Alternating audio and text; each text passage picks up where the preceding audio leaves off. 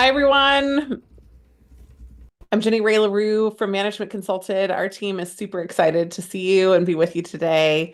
We're going to have a great call for the next hour, and we're going to bust some myths, talk about doors that are open to you that may not be open, talk about what really the problem is. If you think X is the problem, it's probably Y. And we're also going to have a lot of fun together. We got a ton of pre-submitted questions for this session. We're going to answer those on the call. And then even at the end, we'll take some questions for you. So I want to just kind of kick us off by sharing a little bit about this roadmap that we're going to talk through. And we're going to start just with a roadmap to consulting for internationals. We've worked with thousands of people over the last 15 years to help them break into consulting. So we've seen not just one, but many different hiring environments. We've seen firms change their minds about hiring. We've seen them change their minds back again. We can kind of give some insight into where they are right now. And then also, we're excited to talk with you about your actual tactical plan to break in. What we've found is that for a lot of internationals, they just don't know the lay of the land. And so you know exactly what to do to be successful in some environments, but this might be a new environment for you. Second of all, we are going to talk about networking, application, and interview tips. So there are some nuances that you have to pay attention to when you are coming in from an international background. And a lot of times those assumptions that you make might hinder your chances. And then finally, we'll talk a little bit about the H-1B sponsors database that we have at Management Consulted that is a good starting place to research how you would position your questions for specific firms.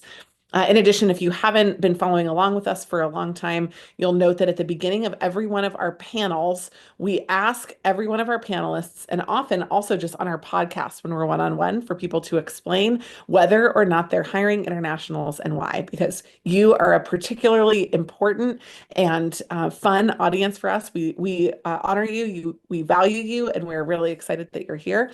And we also know that it's harder for you in many situations than it is for other folks. At the end, we'll have that open Q&A. At the end of each one of our sections as well, I will go to Japheth, who is producing the call. Say hi, Japheth. And Japheth will let me know whether or not we are ready to rumble with additional questions other than the ones that you pre-submitted in each one of the tactical sessions. So if you have questions, pop those into the chat during the call. You can send them privately to Japheth, or you can put them publicly. In addition, I just want to turn over the call for a minute to my colleague, Katie, who's going to share just a little bit about a few announcements that we have before we kick off on the substance. Thanks, Jenny Ray, and excited that y'all are here today. I am an ex-BCGer, and I did the reverse. I went from the US to the Middle East, which was also nuanced in itself. So I think this is going to be a really great session. I'm also an I'm a Black Belt alumna. And what does that mean? It means that I committed to the process of preparing for interviews, recruiting, and I did that by working with Management Consulted before I joined as a team member. We have 8 hours of coaching in addition to a resume and cover letter edit, all in our Black Belt package. And today is the last day that it is at its old price of $2,050. Tomorrow it goes up by $200. That is if you feel like you need polishing and you know your applications and deadlines are coming up. Maybe you even have an interview. If you have no network or very limited network and you need the maximum prep possible, then our super prep package is the right package for you. 21-hour sessions with our expert coaches, in addition to a strategy sprint, a live consulting experience, and all the other pieces that come in the Black Belt package. So think about that. If you're not sure, you can also book a call with me. All of those options are available through the QR code you can scan here and links that we'll share in the chat. You can also ask any questions to me about which package is right for you on this call. Direct message me. And back to you, Jenny Ray.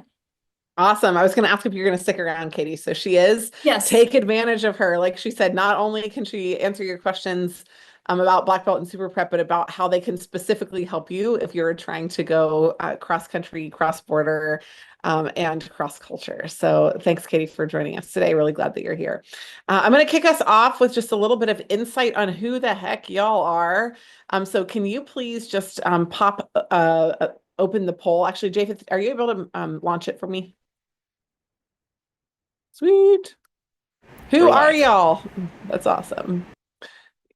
So yeah, undergrad, specialty masters, experienced hire with under 5 years of work experience, MBA, PhD, JD, MBA, experienced hire with more than 5 years of work experience, and then also career services.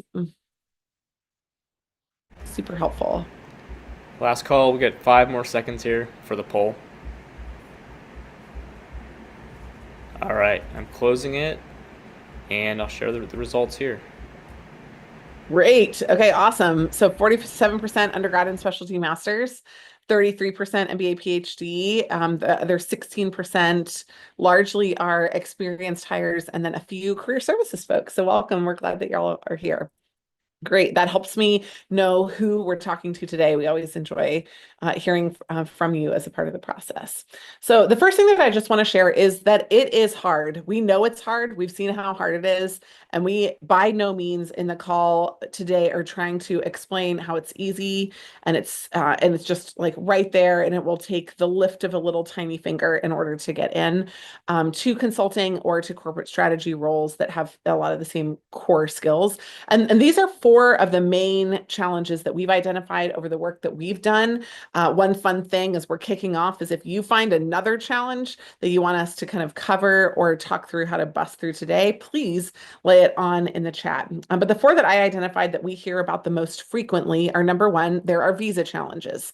Not just that you need a visa, but also, and this is often coming into work inside the US, but also like let's say that you are German and you want to work in Australia, right? There's a visa challenge in almost every kind of cross-cultural move, but there's also visa information challenges. So it's not just that it's hard to get one, but it's that you don't know upfront who has one or how to talk about it in many of those situations. So we're going to talk about that a little bit today.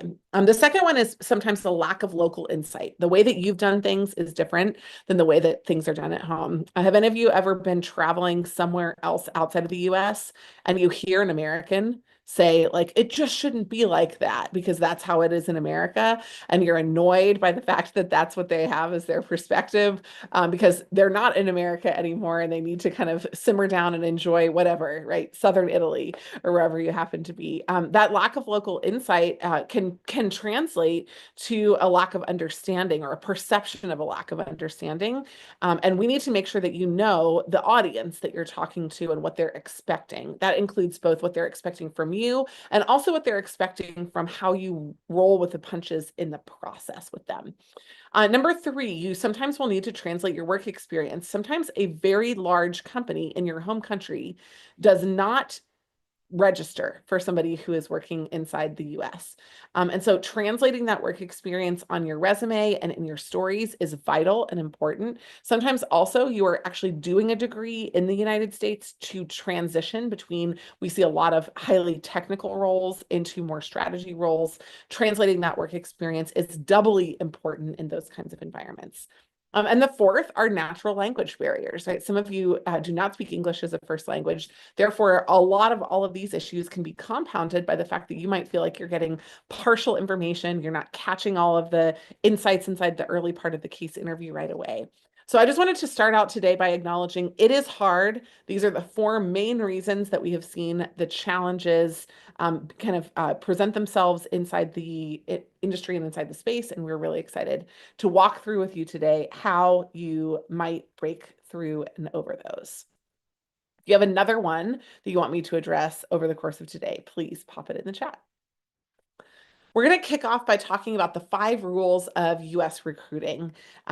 So this is largely, I wanted to make sure that everybody's on the same page about localized knowledge. I'm going to highlight a couple of kind of, consequential, I would call them consequential nuances of US recruiting that we found that a lot of US applicants don't understand, right, Katie? Like you'll meet with people.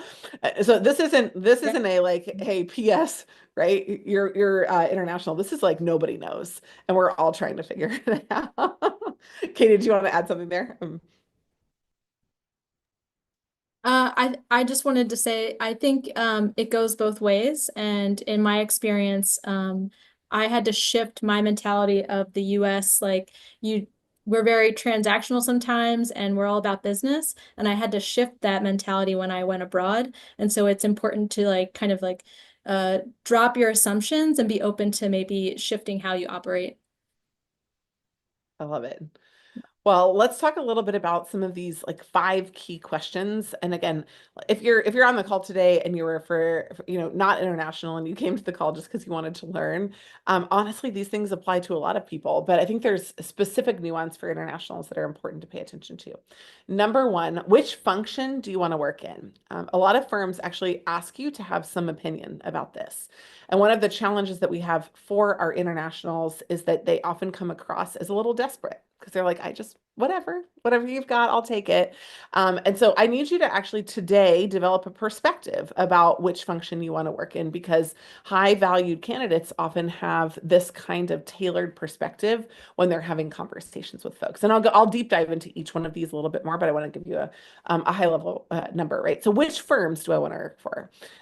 Some firms are not interested in hiring internationals. I wouldn't recommend that you spend time with them. Some of them are absolutely open to it, and others will make what they would consider to be exceptions, or they will kind of do the lift for you at a certain point. So they will take, an OPT visa for a certain amount of time, and then they'll take a transition into another visa type. So understanding which firms are high potential for you, and also just like what they do and what that might mean for your career and what some of the attributes of the firms are, I think is a very important part of the career selection process. The third piece is which locations. Are there locations that are more open to you? There are. Interestingly, they are some of the least international cities inside the United States, right? So New York is not going to be open to the majority of you as an international. It is a very challenging city and market to break into. If you're at an M7 firm for an M7 school for your MBA, maybe then. But it's really limited, and it's just fine to acknowledge that. But there are other locations that are building that have lower propensities, and those locations, both as a direct hire and also later as a transfer, are the kinds of places that I want you to kind of light up on your radar. Number four is, when do you approach them? I think understanding the recruitment cycle and how US firms think is pretty critically important, because a lot of internationals face discouragement.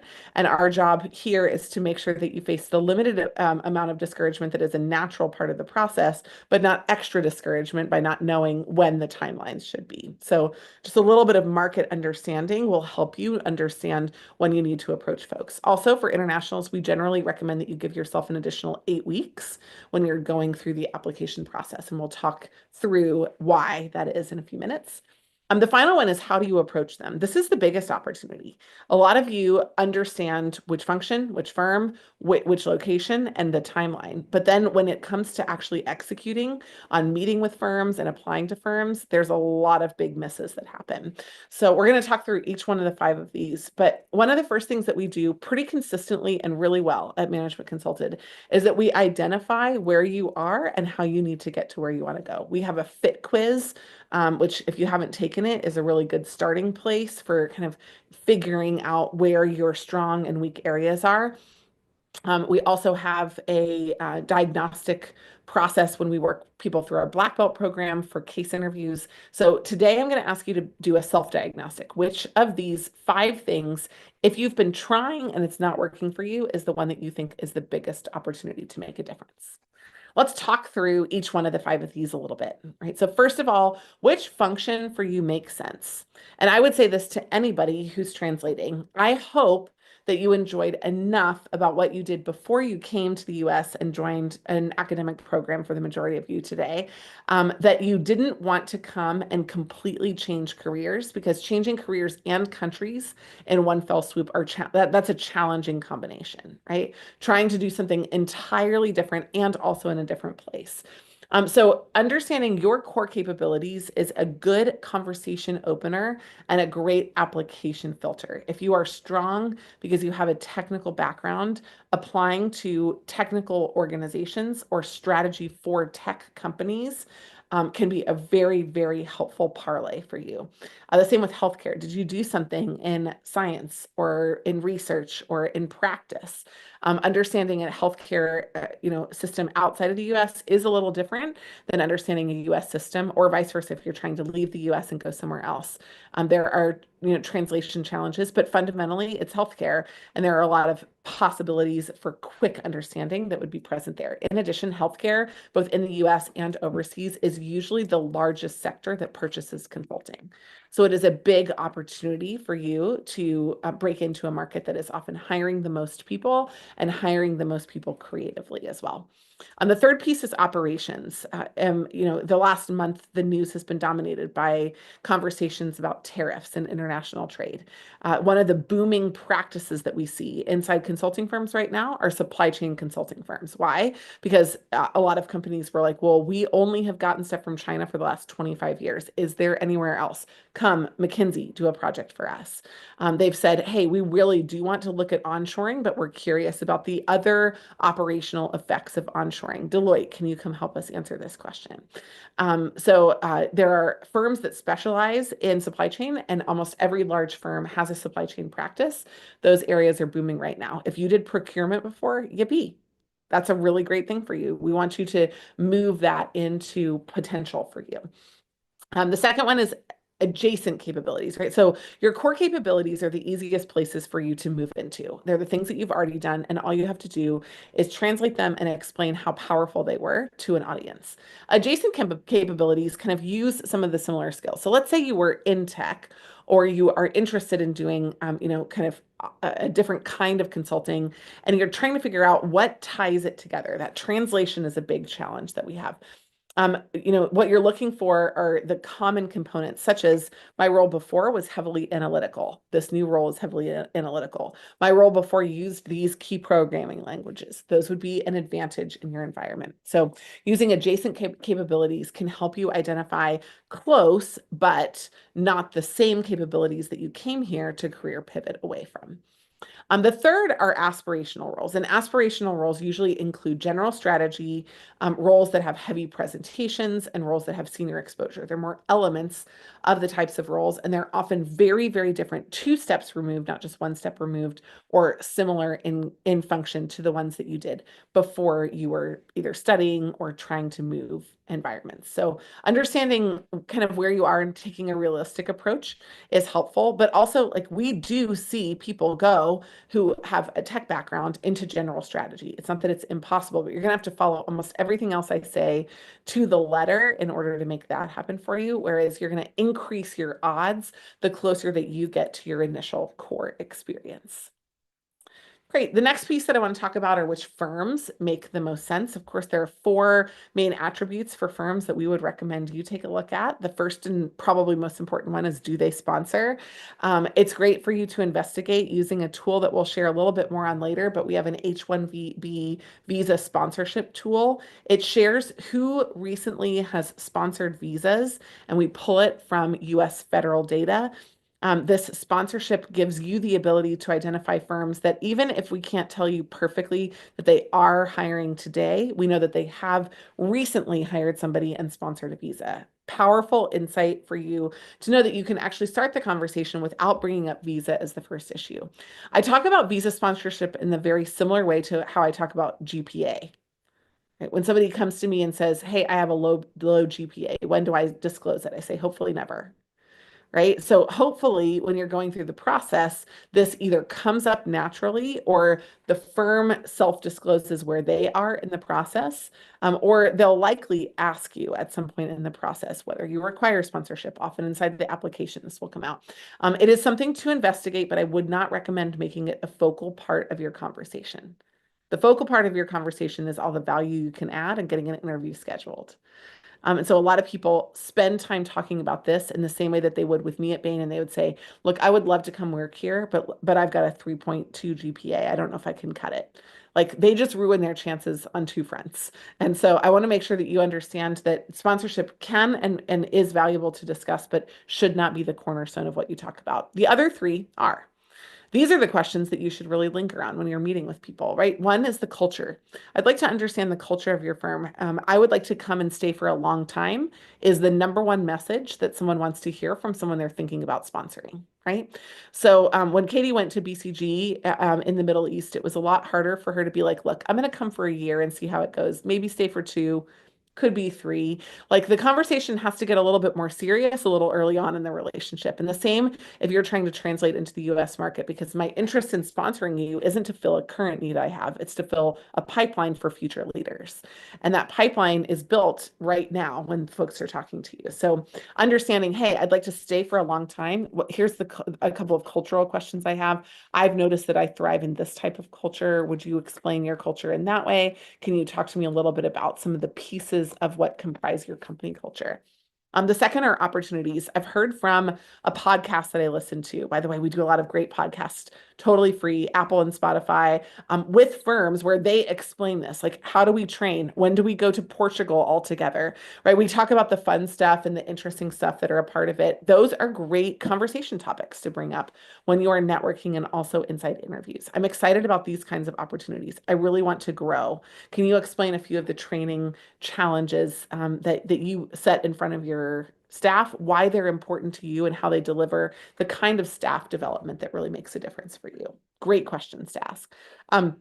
The third one is on travel, right? Letting them know I'm open to travel and I'm open to staying at home. I think it's really important that you demonstrate an open-mindedness and an enthusiasm for possibility. And travel is one of those places. So if you come in and you say, I really want to travel, it's going to come across wrong whether the firm is 100% travel or not. If you say, I never want to travel, it's going to come across wrong the same way. So, hey, I'm open to it. Can't wait to deliver client services. Can you tell me a little bit about what that looks like in the current moment in your firm? These are the conversations that you want to have, and you want to stick away again from sponsorship until later in the process. Next, it's valuable and important to know where you can or should apply. So the most important thing that sometimes gets lost in this process, because it feels like there's a system and you're trying to break in and you're trying to game the system and figure it out, is that fundamentally where you apply is where you will work and therefore should be a place that you want to live. And so when you're communicating to a lot of firms, like I went to a coffee chat in Austin 2 weeks ago. One of the women at the coffee chat asked me one of the best questions I've been asked in recent months. And she said, hey, I had a conversation with a firm. I got a first round interview and I didn't pass it. And they told me that it was because of my fit interview. And in my fit interview, I explained how I liked the firm because they liked me the most. And I said, oh, that would have been a huge red flag for me. It was a Houston-based firm. They asked her why you want to come to Houston and why you want to work at the firm. And she was basically like, look, like you've had the most open doors to me. I've been really excited to get to know you. What I'm looking for as an answer to that question is like, Houston is my favorite city in the country. And here's why. Here's where I think the potential is. This is the office that I want to work in. Like ownership of your future has to come through when you're having these conversations. So what happens is that sometimes, like on our podcast, we'll say, hey, y'all should check out the Cleveland office. Cleveland's a good place to get hired. And then you all run to the Cleveland office and tell them, I would love to work for McKinsey in Cleveland. And then they're like, great, like what's your favorite thing about Cleveland? And you have nothing to say. Terrible, right? But we need to vibe on how enthusiastic you are about places and possibilities. So if you aren't currently living somewhere, you need to at least go for a visit. You need to be able to talk about it enthusiastically. What are some of the kind of options? The first one is to work in your home country. And there are definitely options for migration from firms to other locations if you start in your home country. It is challenging. And again, you don't get to go and live in New York. But moving from your home country when you're already employed with the firm can be really, really a great opportunity. A competitive city, as I already mentioned, is one of the most challenging places potentially to go. A non-competitive city can be attractive, but you have to have a really resonant reason for why you want to go there. And then the closest regional city is also a strong possibility. So a place that's within your core region is a place that always makes sense because you're often more familiar with that region as well. The next piece is when do you connect with firms? So why are we having this call in May? It's because May is the kickoff of the process. So what you should be doing right now for undergrads in particular, which I saw were the predominant folks that were on this call, you need to be having conversations with firms and networking with people like right now, today. You need to write an email today while you're on the call and you need to start sending those out. Researching the consulting industry, figuring out firms, which ones hire and which ones don't, where they have offices, what practice areas are there, is not an easy task. And the firms don't make it easy because they all use different language when they're talking about themselves. So this is a challenge. I get it. Still vital, still good as a first step. Also, this is the time for networking. This is when you begin to reach out to the firms. They are gearing up for spring and summer hiring, which will fill their pipelines for next summer and fall, for the summer and fall of 2026. Identifying target firms and application dates, right? Narrowing down your list, preparing your resume and cover letter, and getting that story ready. All of those can happen really before you even kick off the recruiting process. In addition, we recommend that you prepare for the early part of your case interviews. You wouldn't imagine what kind of confidence blossoms when you feel ready for a case interview, and how the opposite is true. People are often apologetic, which doesn't come across super well when you're networking if you're not ready for cases. Also, when you're networking, cases come up. Somebody will ask you off the cuff, like, tell me how many water bottles were sold in Atlanta last year. Right? It's a mini test and you have to pass it. And so for folks that are like, oh, I haven't looked at it yet, I'll get back to you on that, right? You just kind of, again, your chances are already limited. We already talked about the hurdles that are there. We need to make sure that y'all are really ready for the process in advance. In addition, if you go to a school that has consulting firms coming onto campus, or if you come to one of our management consulted target programs, attending information sessions, it's super, super valuable, right? Getting insights directly from the firms. Those are kicking off now, and they'll happen over the next couple of weeks. In addition, you have to get ready to apply. June and July are the big months, although there are a few firms, Oliver Wyman, I'm looking at you, that actually just had their first deadline. A lot of the firms have 2 deadlines. We strongly, strongly recommend, especially in a macroeconomic climate like we are in today, that you apply on the first round. There is no benefit from your side or the firm side to waiting, because honestly, if you've procrastinated to not be ready to apply the first time, you're going to be in largely the same place the second time. So get on the saddle and get riding and get going, because the longer that you wait, the more you risk the door being closed altogether. Applications kind of are, really kicking off and should be mostly closed by the middle part of July. Japheth, has BCG released their application deadline? And you want to point people to where some of our application deadlines are as well? Great question, and the answer for BCG is no, they have not published application deadlines, but we expect them to do so within the next about 2 weeks or so. And people can just check out our deadline tracker. We keep that up to date every day with new deadlines. So check out the link in the show notes or the description for a link to our tracker. Boom. Thank you, Jay. Yeah, we're excited about that. And those are broken down by different levels. So the deadlines may be different based on where you're coming from. Then, the preparation for case interviews, as you can see there, is like a 3 to 4 month process. The interviews kick off in late June for early hires, especially for some of our PhDs that went through a Bridge to BCG program, or one of the, Bain Advantage program, any of the kind of early programs. Sometimes you already have an interview scheduled. Then we have core interviewing that happens in mid-July to mid-August, and we have second round interviewing if we get to that. I just want to acknowledge that in a time of uncertain economic activity, the firms reserve the right at any time to not follow through with their plans to complete their second tier of summer hiring. And so I, again, would just really reinforce the first one is the one that you want to go for. And then, hopefully you're hearing about your offers starting in late July and moving through to September. For MBAs, I've also just talked about how this scales. First year MBAs are going to go a little bit later in the year. You have firm sessions that start in August, but then you'll have internship deadlines in November, and then interviews in January. Full-time deadlines and interviews happen earlier in August through October. And then the last thing that I want to talk about here are just the 5 core steps that we recommend for you to connect with the firms. And this is a very localized approach. We acknowledge that if you're in Japan, this is not going to be the same approach that you should or would use. But number one, it's really valuable for you to find 1 to 2 target people, humans, not positions, people, and understand their name, their position, and their specialty area using that earlier matrix I talked about by finding places that are similar in background to yours. You're going to want to connect with them in LinkedIn, and you'll send them a blank and open invite. No requests, no emails, no anything going on with it.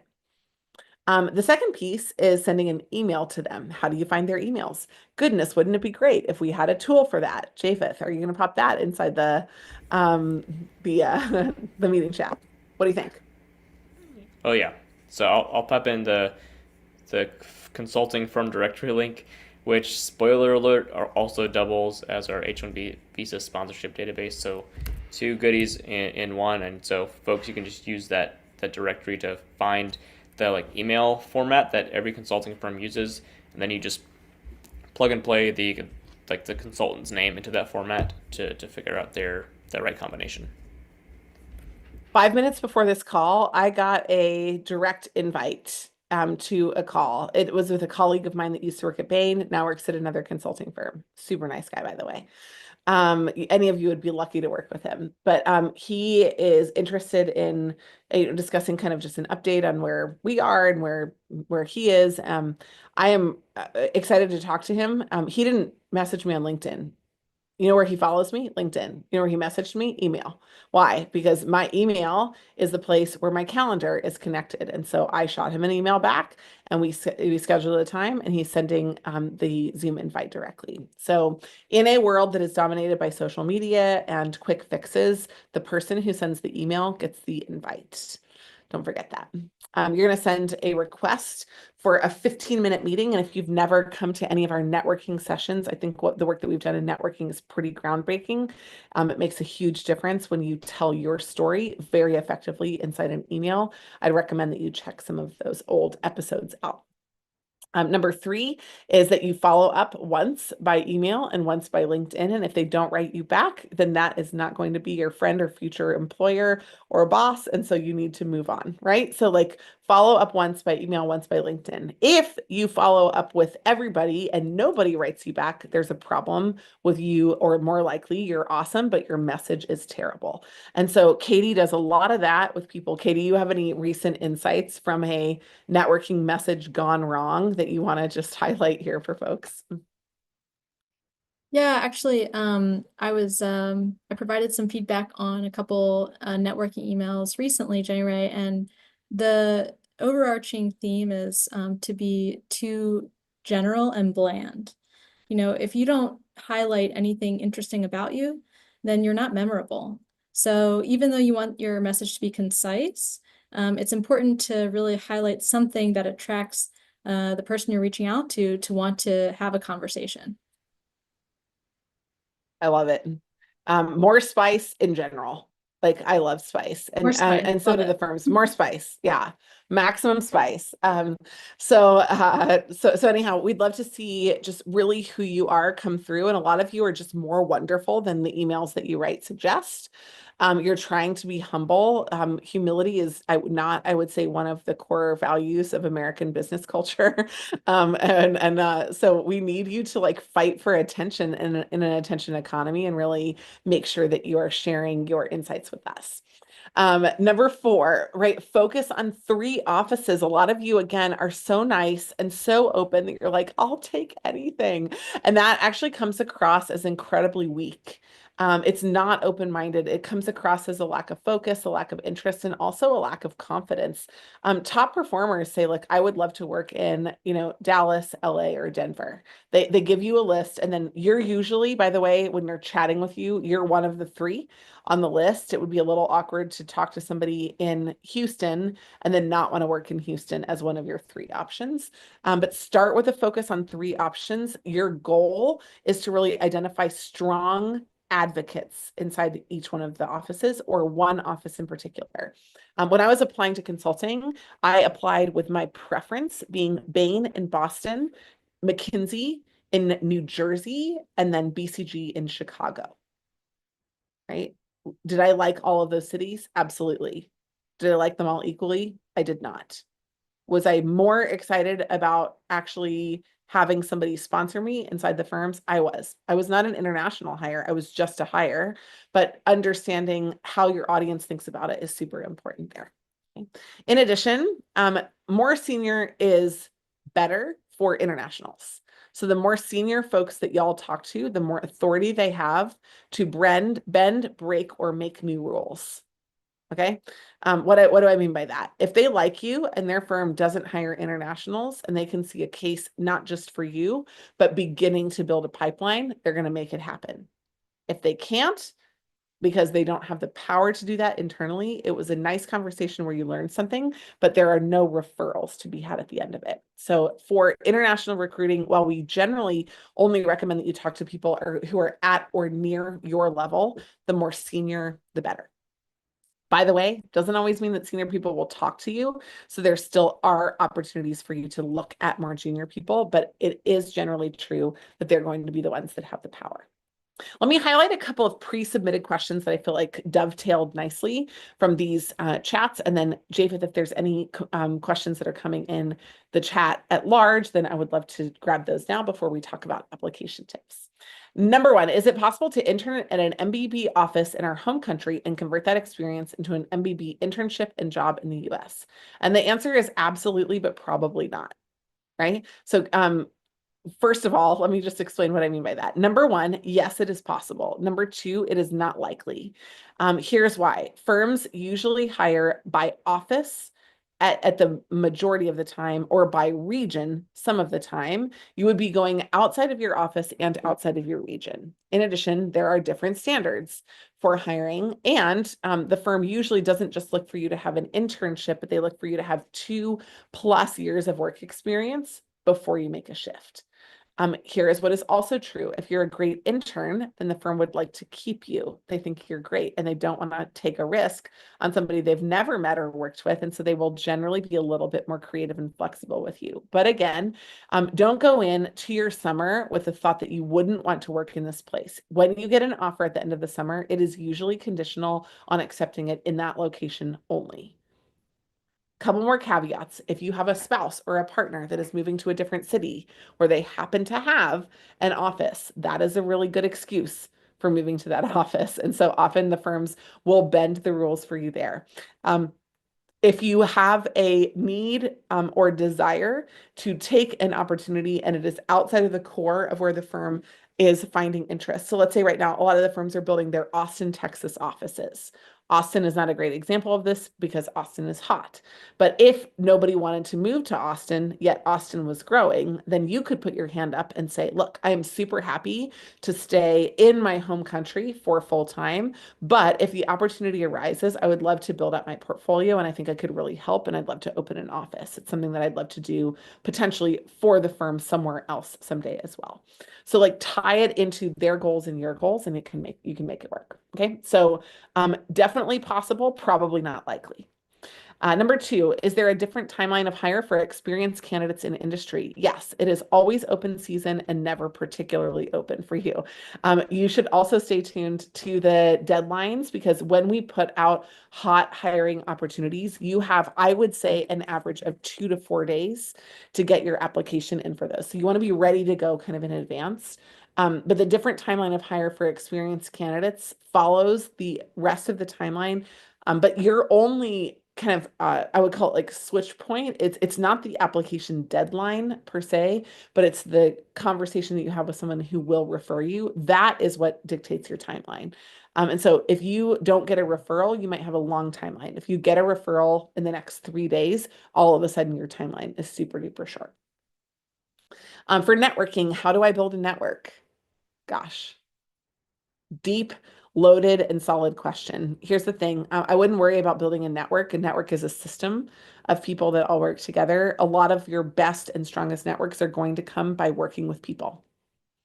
But building a networking conversation that is the foray into a future potential chat that you would like to have with somebody, you ask. You ask them for time and you tell them why. And you let them know that you're planning to apply to the firm and you let them know that you're serious about the role. How many coffee chats should I do in total? Somewhere between 0 and more than 0. Why does this matter, right? Coffee chats are for you more than they're for putting you in front of people inside the firm. If coffee chats are available to you, you should do 100% of the coffee chats that are available to you. That is a signal that the firm is interested in hiring from your school, from your program, in your location. That's amazing. They want great candidates. That's why they're doing it. And you, as a great candidate, will show up to those calls or meetings really well prepared and excited to to learn to relate. By the way, did you know that I initiated coffee chats at Bain? The first one we ever did was in 2006 at the University of Virginia. So I think it's a cool format. I think it really like gives access to people in a unique way. And I think you learn a lot that you can use later on in the conversations.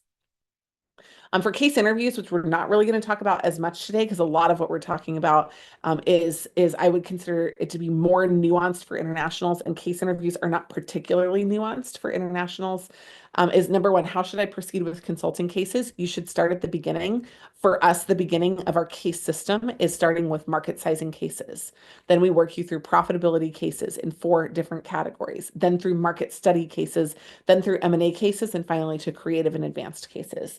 And so like one of the challenges that we see is that our international students are smart, really smart, and they try to skip to what they feel like is the hard stuff, and a lot of the foundations are missing.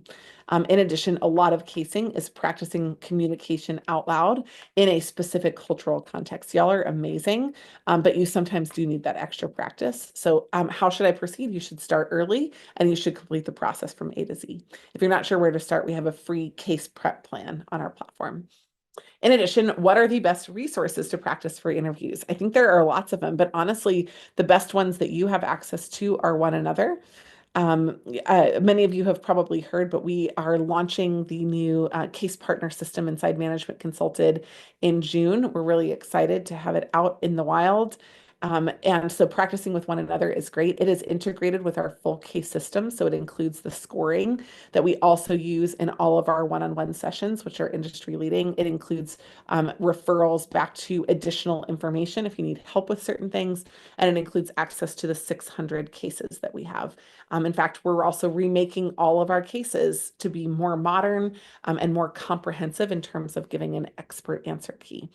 So I think we have a lot of great resources, but I would specifically work through that case prep plan if I was looking for a targeted approach. When our coaches work with people, they often are able to help them identify things that they wouldn't know otherwise they needed to work on and give them specific tactical homework. So finding an expert who can be in your corner for that is also really great.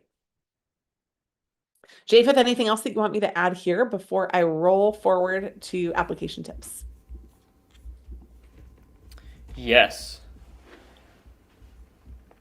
So, a couple questions here from the chat. I'm afraid up, of messing chat? up. I'm afraid of messing up interviews by using frameworks that I've seen or practiced with. Is this always bad practice? How should you differentiate yourself with your frameworks? Yeah, I love it. Okay, great. So diving right back into case interviews, I'll go back to this, kind of pre-submitted question slide. Yeah, case interviews and frameworks are using a copied framework is a sign of a novice. Using a tailored framework is the sign of an expert. You need to be at least somewhere in between, but toward the expert side. So to get 4 out of 4 from a framework from our scoring guide, it needs to have a number of components. Number one, it needs to be prepared and delivered within 2 minutes. That's often why people memorize frameworks, because they understand that there's a 2-minute limit. It needs to be completely tailored to the case. That means that the categories need to be both prioritized and named in a way that is relevant to the case, and every single data point needs to be both measurable and specific to the case. So it can't be the kind of framework that you could just copy and plop on another case. It has to only work for the case that you're using. In addition, everything has to be completely measurable and tie back to a hypothesis. And so, yeah, a lot of people that start with core frameworks are in the right place just at the wrong time, right? Because the core frameworks are really valuable building blocks. People who skip over core frameworks can never make great frameworks. But if you can build core frameworks at the very beginning of your process, in our Case 102 series, which we do about 50 of a year for different universities, we talk through the specifics of frameworking. And that's one of the things that we talk about. We talk about all of the core frameworks. So yes, you should know them, but no, you can't use them in interviews as is. It will be really a deal killer for you. Anything else about the application process, Japheth, before I wander through the next couple slides? Yep, one more. Are there any differences in resume style for healthcare boutique firms versus MBB? No. Good news. We're big like one resume people, right? Like do not make 11 resumes. It is not worth your time. You might feel better about it, but you should have spent 100% of that time either networking or prepping for interviews. And so you have limited time. We definitely are happy to help you focus on that, but no. There are no differences. There may be permission differences, like healthcare firms are more permissive to just like let you drop a resume with a ton of technical terms inside it. But it's still not best practice and you're still not going to get the best opportunities from that. Okay, game on. We'll come back to them in a minute. Let me just go now to application tips for internationals because I want to work through some of this kind of insight and focus, right? A couple of key networking tips that I want to make sure you have. Number one, reach out to client-facing staff at the level you're applying for, as well as senior folks, as I mentioned earlier. Like a lot of you are respectful of recruiters, and recruiters are awesome. They are the wrong people for you to talk to. They don't have the power to do anything except for exclude you from the process. So reach out to client-facing staff, get them psyched about you, and then ask for them to coordinate a conversation with HR if there are questions about some of the things that we talked about, like start dates or visas. When you send a cold outreach email, it is mandatory that you include a specific date and time. Again, I just want to harken back to the fact that many of you are polite and often over polite. I had somebody who last week I met at a venture conference and she wrote me a message and I really liked her from the message, but we're not meeting. And there's one reason why. She never asked me for a specific time. She asked me if I have time to meet and my immediate answer was no. Like there is no way. But here's the thing, like if she had asked me if I have time next Thursday, I immediately would have just responded by opening up my calendar and looking at Thursday. So the guy that I'm meeting with next week, who is my former colleague in Atlanta, I just wrote him one day and one time, and amazingly, it worked. So go in the back and forth in a way that they will understand, but include a specific date and time. Number three, when you are actually, let me go back to the two on the bottom, right? Don't attach a resume. It's important that you introduce yourself in an email. I get a lot of both LinkedIn messages and resume messages that say attached for your reference. You know what I never do? Open up those attachments. 0 times do I open up those attachments. So don't attach for reference. Tell me what you want me to know. Put it in the body of the email. When you are meeting with someone, ask for a referral in your first call. They do not want a relationship with you. They want a relational conversation. They want to like you. They want to hang out with you more at the end if they're going to give you a referral, but they don't want to have 6 calls with you. Big misconception we see a lot of people face. And then finally, when you've actually applied and they've told you that they will refer you, or even if they haven't, you still want to inform them that you've applied and that you're excited about the opportunity to be a part of the firm. There are a couple things that you have to highlight on your resume. Number one is Excel. I really do want to know that you have data analytical experience, and Excel is still kind of the granddaddy of those things. Absolutely. If you have other templates, programs, languages that you know, like for sure, include those as well on top of Excel. But that's going to be the key. Second, the thing that they're looking for is top scores. Like consultants are all into cheat codes. One of the cheat codes is if you were smart in that environment, you'll probably be smart in mine, right? If you succeeded in that environment, you'll probably succeed in mine. So top scores both on your tests, your standardized tests, as well as, especially for my undergrad and especially master's, your GPAs as well. Academic awards, things that you won that nobody else won. Things like scholarships or student-led nominations. Those are powerful for them to know. They want to see that you are distinguished and successful.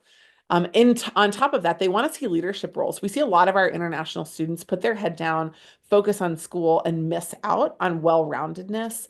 A lot of US environments believe that fundamentally somebody who is great in English language arts or African drumming, honestly, there's majors that you'll see like inside these firms that are especially good with people, can learn the hard skills, but people who have the hard skills cannot necessarily learn the soft skills. That's definitely one of their core beliefs. So leadership roles prove that you have both hard and soft skills, the hard skills coming from academics and work experience, the soft skills coming from leadership. At least one commercial experience, one experience where you worked for a company. The company should be big. They love seeing bigger companies. If you worked for Meta, it's going to be better than working for like Papa Joe's startup, right? But those kind of key major things are a part of the experience. So we do have a program at Management Consulted called Strategy Sprint. We've helped a lot of internationals shore up some of this experience because they've never worked for a US firm. So they get the opportunity to work for a US firm. It is not paid, it is not graded, but it is an experience on your resume that you can not only put on there, but you can also speak to it inside your interviews. And then we want to see in general the through line of research, analysis, and leadership, right? I took initiative. I analyzed this and came up with this insight. I completed this amount of research, these number of customer interviews. I had this aha moment. All of those are really powerful and insightful. From the interview tips, it's important that you start out with market sizing questions. We recommend 2 a day.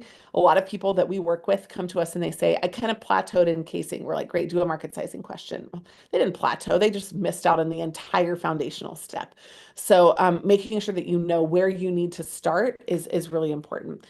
We really highly recommend that you read, or especially it's more beneficial if you watch and do along with 5 cases inside the case process. Watching other people do cases is good early learning. The problem is a lot of people stop there because all of a sudden they feel like they'll probably be good at cases. That would be the equivalent of reading a science textbook and thinking that you're ready for the test. Like literally doesn't make any sense at all. So you're going to have to do practice problems. You're going to have to test yourself in stressful environments. That's why you should do a diagnostic interview, ideally with an expert or somebody who's already broken in for the firm as well. Then you should do 10 cases at least twice. Right? Doing those 10 cases will help you focus on the business problems. Why should you do them twice? Because a lot of you check the box on volume. In fact, some of you come from cultures that are much more competitive and much more strenuous than the US culture is. But we're not looking for depth of understanding. In fact, we're starting to automate a lot of that depth and knowledge base away. What we're looking for is people who can connect the dots. And we're looking for you to understand this continual improvement that you'll need to pursue. Also on our platform, and we have free access to a number of these drills. We have free case drills, and we also have free structure drills on the platform. For anyone who's at a partner school, you have full access to our entire range of drills, not just the very limited drills there. For prospective students, it's valuable for you to select a supportive school. It is not taboo to ask about visa support in your selection process for a school. It is only taboo when you're talking to some of your employers. It's also really valuable for you to network in country at the beginning, right? Connect with people at your target firms before starting school. Sometimes that will provide an open door on the way back, but it also will provide potentially a catapult into other opportunities. It is valuable for you to select an in-demand major and degree, business analytics, data analytics, anything engineering focused. These are in demand, not just in those fields, but also in consulting and corporate strategy. What does it do? It demonstrates that you're interested in analytics, right? If you say that you're interested in analytics versus you show you're interested in analytics, I have a different experience with you. And then finally, make sure that you get involved on campus. And I already said this a little bit on the last one, but a lot of you will come in and you'll kind of say, look, I'm going to buckle down and try to figure it out and just like spend my time focusing on grades. Problem is, I'm starting to interview you in your freshman year in some situations, but definitely in your sophomore year. And when I get your resume, I don't want to see anything from high school on it. And so when that happens, I want to make sure that you are very well-rounded candidates that don't only have stuff to put on the written documents, but more importantly, when you're talking to people, you have rich stories to share. Also, leadership experiences grow you. I'm looking for growth-oriented individuals. For experienced hires, right? Leverage your specific industry expertise. And you're going to get this. We already talked about these. So to kind of tying back to where we were before, right? For healthcare, target the healthcare practices inside large and generalist firms. For tech, target tech-focused firms or the tech practices of large firms. For supply chain, target the supply chain functions inside large generalist firms or supply chain firms such as Kearney. Overall, if you're able to match your experience with the firm and the role that you're applying for, you're going to be in a really great position. And the last slide that I have to share with you is just related to creative pathways. I'm going to close out the call by talking about a couple of tools that we have access to, both free and paid for y'all, so that you can kind of know what's available to you. The creative pathways, first of all, are to work for a global firm in your home country for a year and then apply for a transfer. Again, like I mentioned, the longer you're there, the more valuable you are. And so having that initial experience can be a super rich experience across the board, but it's particularly powerful in that way. Another opportunity is to work for a non-consulting brand name. If you get a role at Amazon or at Capital One or at American Airlines, lateraling into consulting is so much easier. And so consulting firms are often pretty bullish about hiring internationals, but there are firms that have many more jobs and have a great business case for doing that as well. So don't sleep on those. And then finally, develop specialized skills. So if you have tech coding skills, for example, you're going to be more likely to receive an offer of sponsorship. Japheth, are there any questions that you want to highlight from the chat before I round out the data in the session? For sure. Let's take one that I think is relevant to the most people here. The question is, can I recruit for more than one country at the same time to maximize my chances, right? For example, can I, look at three different countries to kind of get an edge? You can network in those countries, but when you're interviewing, you can't. That would kind of be a red flag if you were co-interviewing at multiple different like locations at the same time. So I would recommend that you explore that opportunity, but not that you apply to multiple different roles. And so that again is like a question you don't really want to ask your interviewers, because it comes across as though you don't feel like in the country that you've chosen, you're going to be a top candidate. And that's what we're really looking for. Amazing. I'm gonna just lay out a few of these tools for success, Japheth, and then I'll go back to a couple of the questions. Katie, I don't know if you're able to stay. Totally fine. I think you were back to back today with like a million calls, but Well, yes, I have to jump. great. Anything that you want to say before you head off, and then I'll lay out the tools, but I just want to make sure that you're able to share anything else you Sure. want to share. Just if you're still not sure, I think that there's so much great information here, but if you're on the fence about where you think we can help you best, book a call and we can talk about it. So I'll share my link here again, and good luck to everyone. Good luck. Join Black Belt and you can hang out with Katie. She gives you a 30-minute onboarding session. We have a cohort kickoff call where we talk through all of this kind of stuff. Like, we are here to support y'all. That's why we can speak with some authority on it, because we've seen it over and over and over again, and we've had outsized success, especially with internationals. Let me just highlight this, right? Which firms offer H-1B sponsorship? Inside the MC firm directory, which Japheth popped in the chat, you can see whether or not they sponsor for H-1Bs. Super helpful insight and information. Again, tech-focused firms are more likely to sponsor, but that does not at all mean that they are the rules. It also doesn't mean that they're sponsoring immediately now or that they're hiring now. Many of them are on a cyclical process. So it will be something that you'll have to verify, but it's a good indicator that they've done it before. In addition, of course, as we mentioned earlier, right, we have helped over 1,000 international candidates win offers through really structured expert programs. So if you have a pretty natural network, Black Belt would be great for you. If you're starting from a limited business exposure and you also want a ton of support, a super prep will be the right place for you to go. So that's kind of a good starting point for the launch. Jay, is it all right if I just run through these pre-submitted questions? You can, and then I'd love to share about one amazing resource that we're going to launch to the group today. Oh, great. Why don't you do that first? because we'll share about the resource, and then I'll just take a couple minutes more of questions. Sure, amazing. Well, we've been doing a lot of work in the past couple months to a year to develop more resources for our international audience, and so we've got some launches coming up here in the next little bit. The first one today is especially relevant for folks in the United Kingdom. So we've built a UK recruitment roadmap for you that just really lays out the pathway to this to write a consulting job in the UK.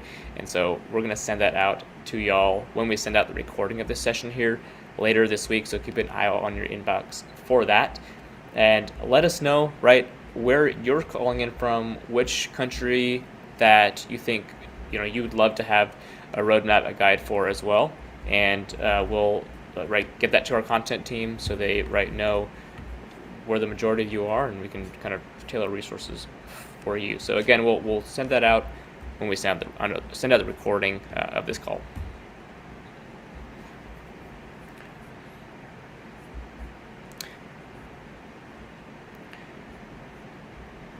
Amazing. Thank you, Sophie. China. Love it. All right, Jenny Ray, you want to wrap up with some of the final questions? Yeah, absolutely. First of all, thank you all for joining us today. If you found something helpful or insightful, something you're going to do differently, would you type it in the chat and let us know? We're always really interested in seeing your insights. And then I'm going to answer some of the pre-submitted questions, and then I'm going to come back to some of the questions in the chat. Thank you all for a really robust session. There was a lot to cover today. First of all, I'm an international student in the USA graduating in May. Do I still stand a chance? And if so, how? Yes. Firms are hiring just in time. Sometimes that is an advantage. It is not overall a great strategy, but yes, it is possible. We would love to be of help to you in that process. If anyone in this room has not already submitted your resume to the Management Consulted Job Board, it is a free process to create a profile. And on there are just-in-time hiring jobs. There are like 1,000 of them at any given time, and they're specifically like high-paying jobs, mostly in the US, although there are a number of international options as well. And they're also specifically focused on, right now and the folks that we have in our community. So those companies would like to hire from you. We'd like to have your insights in there. Number 2, how do we apply to jobs in our home country? I feel like we're being automatically rejected because we're studying in the US. I had to read this question twice because I didn't actually get it the first time. I thought it was a question about should we apply in our home country and then translate. And basically what it was saying is I'm caught between a rock and a hard place because I am not in my home country. Let's say I'm Thai and I'm not in Thailand. I can't apply there because I'm not studying there and I don't have time zone connectivity, all the issues for being there at the moment. It's kind of as challenging as trying to apply for something when you're overseas somewhere. So how do I make them understand our situation when applying? You don't. If a firm is open to it, they'll be cool with it in the first place. But again, don't over disclose. Right? Don't say I'm in the US. Just say can I meet with you at 2 p.m. at your time zone, right? So a lot of people overcomplicate or over message early on in the process without just saying, I'd love to talk to you about working here. And when you're networking with people, you get behind a lot of those natural barriers. My answer is almost always networking. And the great news is that almost everybody ignores me. So part of the reason why a lot of our Black belts succeed at getting offers is they simply listen and do what we ask them to do. And so that's been a great finding over time, is that it's not as hard as you think, but everybody else is looking for a shortcut. And if you just do the work, you'll get there. Our healthcare boutique consulting firms hiring, they're hiring pretty actively, actually. What are their deadlines? All over the place. Japheth, if you want to share any specifics, that's great. How is the application package different than MBB? It's not. They pay really well. Your application process is equally as rigorous all the way through to the case interviews. Only difference is that if they only do healthcare consulting, you're going to get healthcare cases. So you better be ready for them. I think whenever you have a narrow focus of case, the expectation of expertise is higher. Just be, buyer beware on that one. Do you have anything else you want to add in on that one? No, but just that healthcare consulting is really hot right now, and we don't expect that to change anytime soon. And so, yeah, check out the job board for links to that.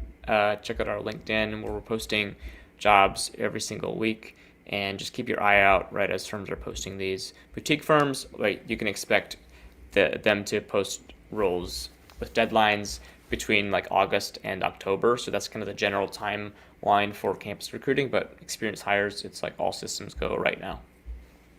Yeah, that's awesome. Cool. Um, Gorgeous. Hey, the last one on here. Oh, and like one more thing that I'm going to say is when I was recruiting, like a lot of this is just connecting the dots. When I was recruiting for colleges, I told everybody I want to be a doctor, and they were like, whatever, everybody says that. Basically what I was saying was I'm good at math and science. It wasn't the wrong place to start because it led me to where I am today.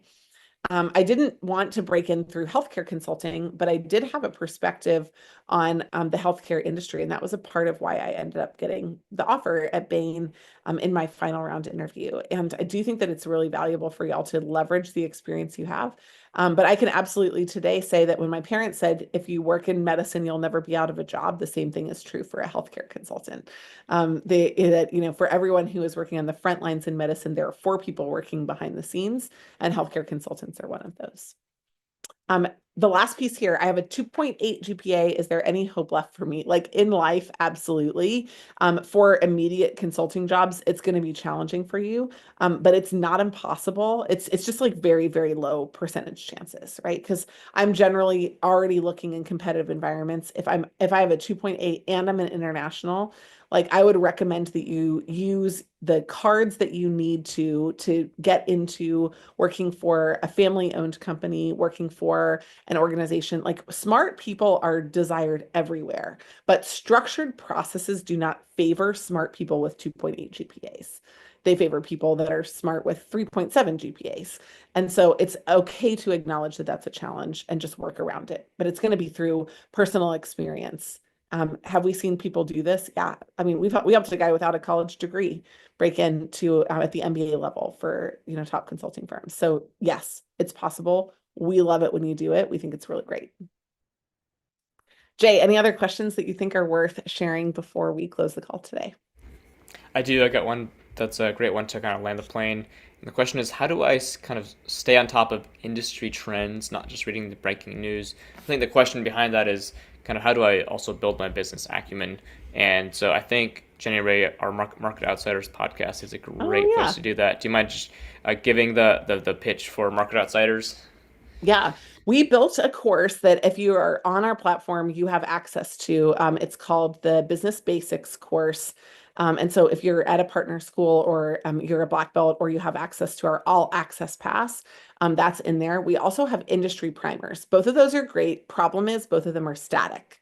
So yeah, that's a good place to figure out some of the stuff you don't know. But building it yourself is something that's totally different. So a few weeks ago, Naman Mian, who's our COO, and I decided to launch a new kind of sub pod to Strategy Simplified called Market Outsiders. And it came because I was asked on Fox News to speak about the impact of tariffs and whether I thought they would really make a difference in the US economy. And one of the things that I shared was just that like the US is 70% is services, 50% of our GDP is privately traded. And a lot of people are, I think, overblowing impacts of public markets because they're not looking at the big picture. So what we do every morning is we look at economic and market news as well as company or business news from earnings releases. We pick 1 to 2 topics every day, and we go through those. So you can listen to the ones from the last couple of weeks, and you can also join us live at 9:15 Eastern every day, or you can grab them on the pod immediately after they're published same day as well. So we're going to do a live call for that next week. If that's of interest to you, would love to have you join us for that. So one of the ways that we're building our business acumen is just by exercising the muscle, right? Read a headline and figure out if you understand, if you were a CEO, what would you do about this? Really translating it to action, I think is incredibly powerful. So hopefully we'll see y'all on either Market Outsiders or Inside Black Belt. We're really glad that you came today. I hope that you feel from us like the reality of your situation mixed with a ton of hope. I worked internationally and I found a way to do it. I then came back to the US and launched a career that was based on some of those other experiences. That international experience has defined who I am in so many ways, and I'm super grateful for it. In fact, I worked internationally in Cape Town, South Africa, with an international NGO. That was how I like kind of found my pathway to do it. And my son literally last night at dinner said to me, Mom, do you think we could spend the summer in America here and then the winter in Cape Town when it's their summer? And I was like, honestly, how many kids who are 12 think about asking those kinds of questions? So we love your international experience. We love eating with you, talking with you, cheering you on. We know that you're going to be incredibly successful in all of the environments that you go into, and we're super grateful that you're here. So thanks again for joining us today. And if we can be even in any small way a part of your success, we're glad to do that. Thanks, everyone. Have a great rest of your Tuesday.